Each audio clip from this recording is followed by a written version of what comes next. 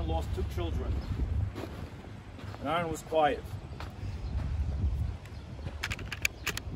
There's not much that it's possible to say of losing 2 children. Those that knew Yoni was a deep boy, deep thinker. And there was a lot of hope. It was promising, especially after Danny passed away, where he took the initiative of helping others and began to make an impact.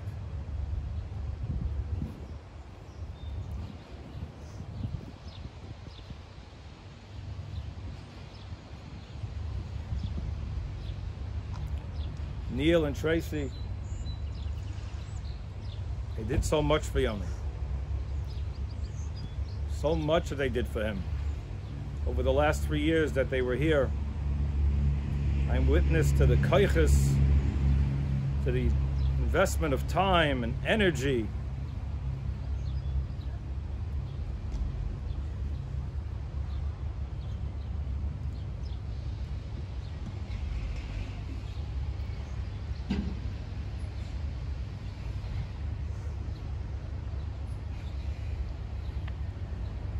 Bain Shloim should help that he should be a Melitz Yeshiva for his Choshev parents to continue on. We say in Shema, and that's in this week's Parsha, V'haftas Hashem Elokecha, to love Hashem. Why do you need to love Hashem? So Rashi tells us on the spot, if you only fear Hashem, then when it's difficult, when there are no answers, then it doesn't continue. But if you love Hashem, then it continues. Even if He takes your soul. Neil and Tracy are beloved by everyone because they love everyone. And that comes from their Ahavas Hashem. And that's evident from Neil with Tracy's support, how he comes to Shul only to learn. As the pasuk continues, you will learn. So Rashi says, how do you know someone has love for Hashem? Because he comes and he learns. And the chizuk and the bracha we could say is the third pasuk, Vishinantam levonecha. In this merit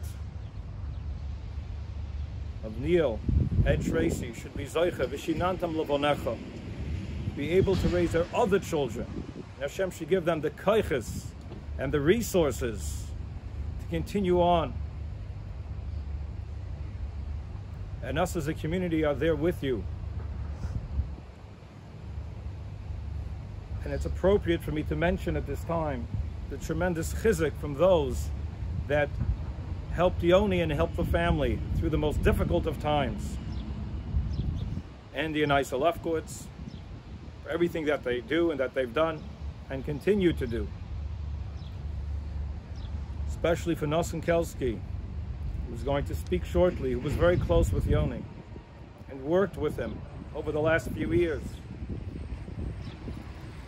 Day in and day out, no matter of what time it was, what season it was, he was always there for them, b'leiv v'nefesh. To thank Chaim Hellman for his input, Nala, the community support, how much they did, and how much they were there for the mishpacha and especially for Yoni.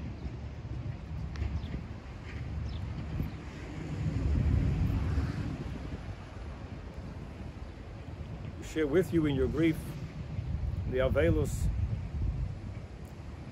And we hope that soon, amidst Hashem, very soon, we'll experience Tchias HaMeisim, and we'll be in a whole new page. Moch Hashem dima mi'al kol ponim. Mola etzdeo ma'imno machaseh.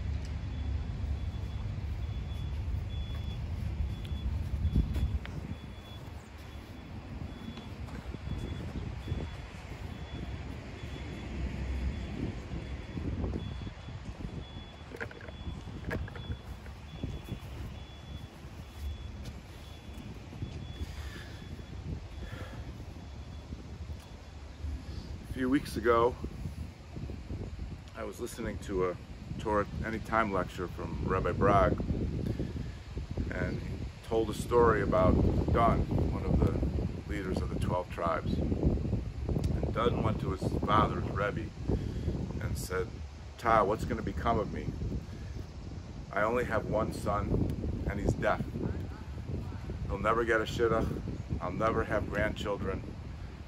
How am I going to fulfill my purpose in life?" In Parshas Pinchas, when they did the census, he ended up with the second most number of descendants, 64,400.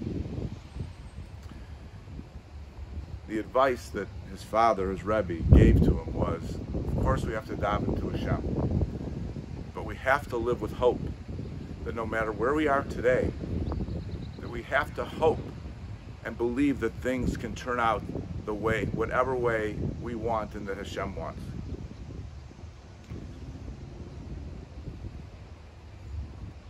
Why are we here today? To listen to Hespedim, to bury a beautiful young boy, to remind us to be better husbands or fathers or wives or mothers, sisters, daughters. We're here because, am I feeling those things, but because there's no one in the world that I've ever met, I'm 64 years old, that lives with more hope than Neil Vaiselberg. There's no one that I've ever met that acknowledges Hashem's decision-making as being for the best more than Neil. And that has filtered down and across to his wife and children.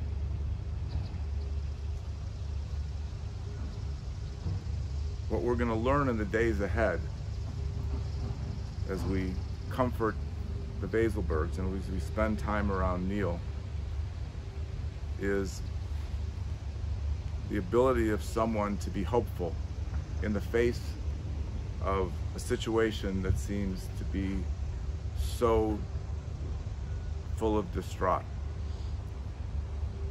And I want to give a bracha to everyone here that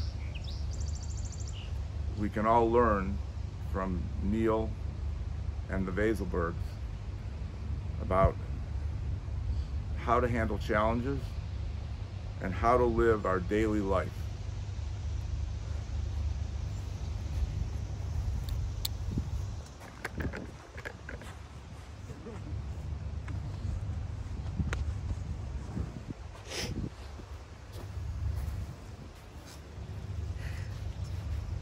Yoni, anyone that would speak with Yoni for more than 20 seconds would realize that besides being really friendly and accepting and not judgmental, that Yoni had this spirit, he had this soul that was so strong and so powerful, where everything physical was irrelevant to him. Like, a conversation with him wasn't just like, oh, let's talk about. Every conversation had a meaning. If you bumped into somebody on the street, he would bump into somebody. There had to be some deep mystical reason why he bumped into that guy. If somehow you would see Yoni in the street, he had some type of like cheshbon why previous gilgul and why there had to be some deeper reason to every single thing. His soul was just so powerful, and he was such a spiritual person. You would ask him what the time was, he wouldn't be able to tell you it's 10 o'clock or 11 o'clock. He would have to tell you the relationship between time and the physical and the spiritual and what time. And he had such a strong spirit. It came out with everything he did. If he wanted, whatever it was, he was looking for spiritual reasons for every conversation, for every interaction, for everything. His soul was just so strong and powerful. His biggest challenge wasn't to like be involved in learning and in spirituality. his biggest thing. I would learn with him for hours. We discussed philosophy, we discussed Hasidus, Kabbalah, we discussed everything for hours. That he loved doing that stuff. The thing he hated most was afterwards the fact that he had to go eat some food because it was physical. He wasn't interested in that stuff. He was so focused on the spiritual with everything that he did. Like I was just saying over to Neil yesterday also, like the first time I met him, he had, whatever the reason was, he hadn't eaten in about 2 days. He was very weak, he was pale, and he wasn't interested in food anymore. I said, forget food.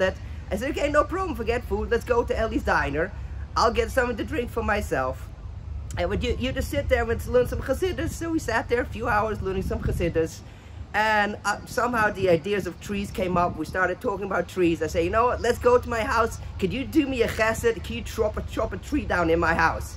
He said, sure, no problem. It's like he was never too spiritual to do a chesed for somebody else. So I took him to my house. He chopped the tree down. I said, you know what, I'm gonna give you $10. Let's go back to Ellie's and let's go. I'll take another milkshake and let's learn some more Hasidus.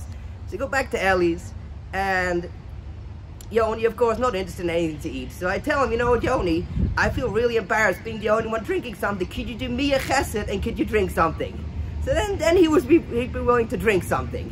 On his way to getting a drink, before that I said, you know what, I'll give you $10, like for the effort for cutting down my tree. He didn't want to take it, but fine. Eventually I gave him the $10. He walks to the counter at Ellie's, and they had these little Matan B'Seisa cards. He asked me, Rebbe, would you mind if I spent the money on the Matan B'Seisa card? I said, no, it's a wonderful thing. Go spend it on the Matan B'Seisa card. Like, he was never, no matter how spiritual and lofty he didn't care about the bit. He was never too. It was never too much to do some type of chesed, and it just at the end, like I think his body wasn't capable of holding such a neshama, such a powerful and strong neshama. It was pained him, the fact that he had to be connected to flesh and blood. It pained him. He wanted to just be spiritual. With Danny, I felt like his heart was so big, his physical body couldn't hold it. With Yoni, his neshama was so strong, his physical body couldn't hold it. And just like when you have the body and you have a neshama and you have a heart, they can't go with one without the other. So now Yoni had to be together with Danny. They had to put the neshama together with the heart, so that this way they could be together again. And of course, Yoni had to go on Tisha B'Av because everything had to be meaningful. So of course, the day of sorrow has to be the day where Yoni goes. And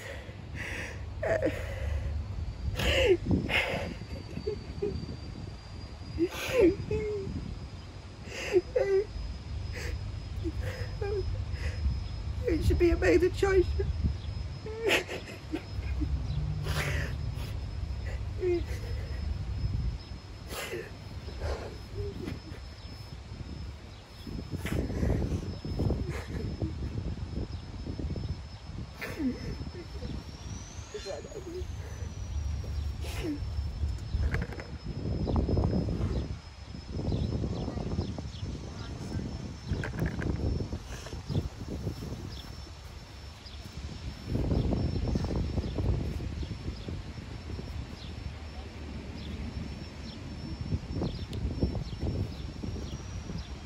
Avraham Avinu was told by Kadosh Baruch Hu,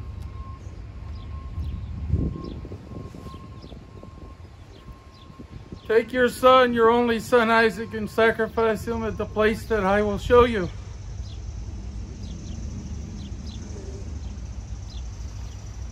And in today's world, his answer to Hashem would have been, yes, sir. And he went. He didn't question Hashem's reasoning. He went. All the way to the end, he went. He did what Hashem said.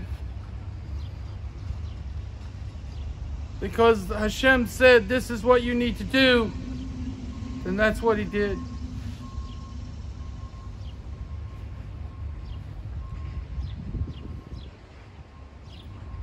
First time I met Yoni,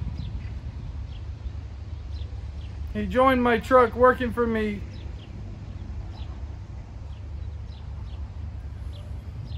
And he was such a tzaddik from the minute he walked onto the truck and into my life. And he did the same as Avraham Avinu. Something needed to be done, he did it because that's what needed to be done.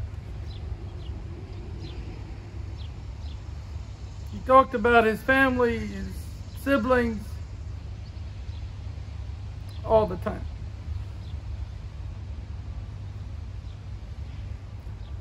I'll never forget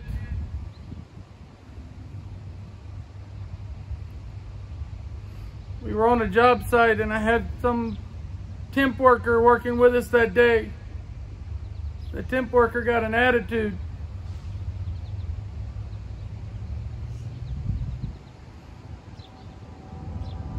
The temp worker pulled a knife.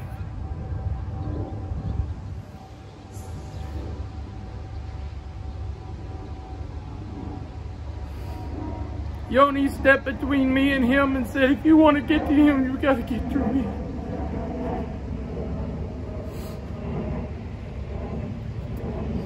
Tzaddik Gadol Be'olam Hazeh. I was thinking on the way over here,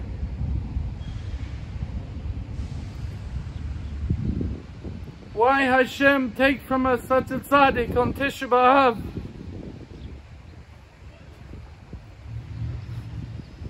And I could only come up with one answer. That HaKadosh Baruch Hu is preparing to fight the biggest war in the history of the world. And he needs his army. He needs his leadership.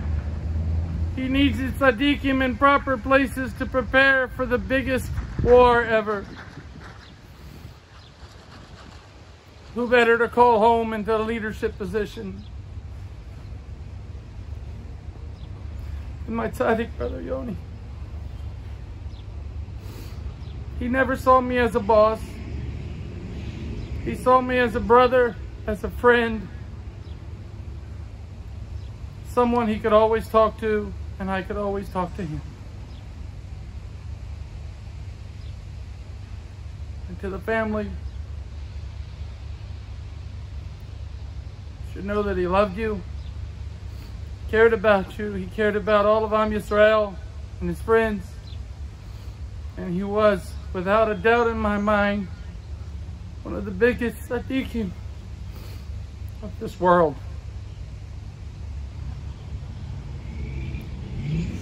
And I asked Mechila, to the family, and to Yoni, if I ever said or did anything or mistreated him in any way, that Yoni should go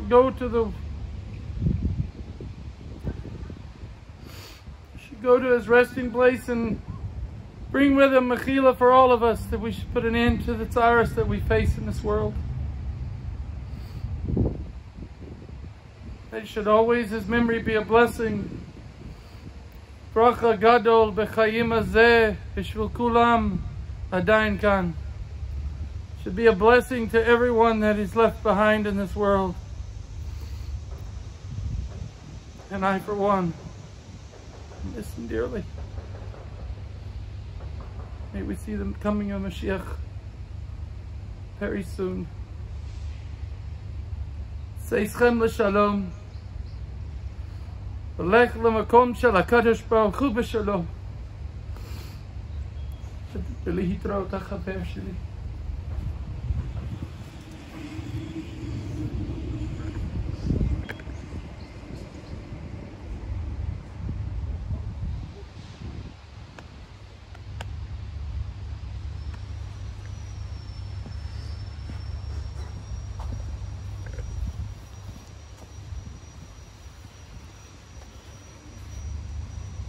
There's really not much more I could say. I think you all heard. Most of it you already knew. And I'm sure you could all add to it. You know, not only Yoni was so powerful with his spirit that you didn't even have to talk to him. He just projected it and you got it in you. Just a couple of things before we finish up over here. Just if you just notice, Yoni's tag is leaning on top of Danny's tag. So they're already together. They're already working on the Beis HaMikdash together. For us, it should be for them. They're in Gan Eden. We're not in Gan Eden. Far from it. But with their help, like Yo-Yo mentioned, they're gonna, no doubt, with their tzaddikim, and they're gonna bring Mashiach and help us all in this gullus very, very, very shortly. You can feel it, you can taste it. And the fact that, they're next to each other was, Bikur Cholim and everybody involved, and Chaver Kadisha and the community. This is what had to get done, and it got done. I know it's impossible sometimes unless you pre-owned plots, which we didn't. This is sudden, how do you pre-apply plots for your children? But the great strength that they're leaving us, this message, is that, am I my brother's keeper? I don't have to say anything else. Am I my brother's keeper? Yoni was Danny's older brother. And the fact that Yoni's in front of Danny, Danny lived the way he did with Yoni, and Yoni lived the way he did with Danny, but there was only two directions that Yoni dealt with everything in life, especially when it came to his brother. Was his older brother, he led his brother. And such respect and covet that he had for Danny was he also followed his brother. He never left his side, no matter what, to their last breaths. And all I can leave you with is, am I brother's keeper? Yes, we're all here. We're all brothers. We're all sisters. We have to hug each other. Enough of this tar. Danny's initials, Daniel Yoshua, Daled Yud, die. Enough tzaras. Yoni's initials, Jonas and Dov, Yad. We all have to hold each other's hands through this, because we are all our brothers and our sisters' keepers, no matter what. And it's tragic for us on this earth, but it's not tragic for them, because they're not on this earth anymore. They're in heaven, they're with God, with Mashiach. They're just waiting for the tip-off. And great things are going to come from this, and we have to extrapolate great things from something like this. And we are, and we will, and we could do it, and we got to do it with great strength. With Danny was already great strength. All you knew Danny, the great strength that this kid had was not from this earth, as we know. To house that neshama, right? And the great strength that Yoni has, like Rabbi Kielski said, is the great spirit that Yoni had, was enough spirit for anybody. Yoni's last words to me were, he needs to go to Eretz Yisrael because he needs to have a pure spiritual soul in Eretz Yisrael to help everybody. And that's the way they live their lives, with all the tzaras, with all the issues. Their Kavod Hashem was bar none. And like the Rav said, Nadav and Avihu, this is the same thing. Aaron, Shtiku, how could we not listen to our forefathers and the great tzaddikim who the Shekhinah was with them? We don't have the Shekhinah with us.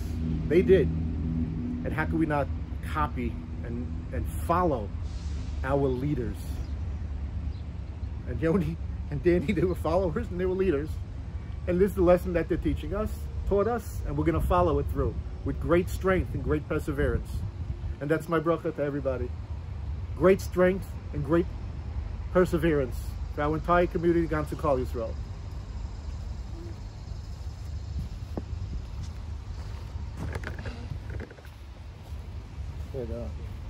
Oilam can help with the kavur. It's not now.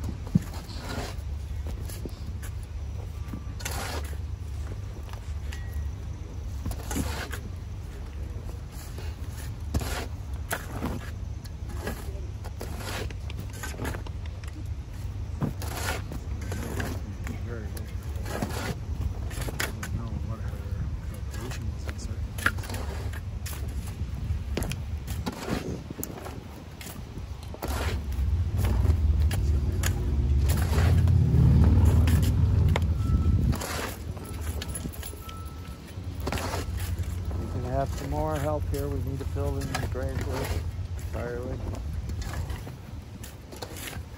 These gentlemen are tired. There's a gentleman right behind you.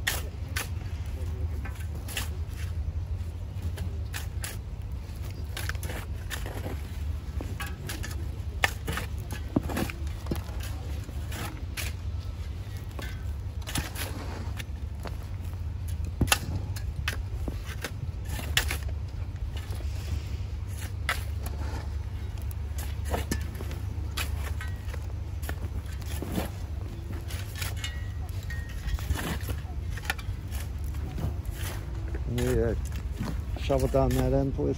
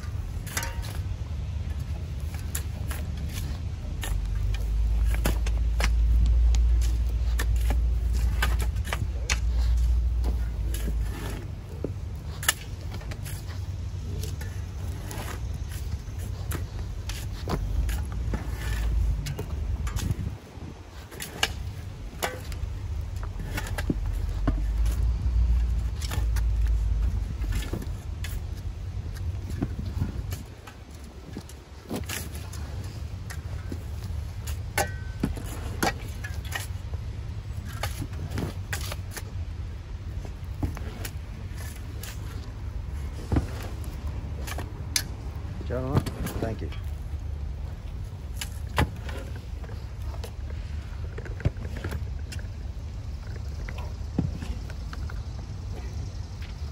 El Malay Rachamim Shochem Bamramim Amtei Menucha Nechayna Kanfei Ashchina B'Ma'alot Kedoshim Torim Kazara Rakiyam Hazirim Es Nishmas Yonasan Dor Ben Nachman Shahalach Le'olamai Babur Shetzibur Yiten Stakabad Askaraf Nishmasai Began Eden Tehei Menuchasai Lachem Balarachamim Yastireyu B'Seisik in a Favli Oilamim Vitzvah Vitzvah Chayim Es Nishmasai Adonai hu nachlosa v'yanuach b'shaloi mamish kavoi v'namar amen.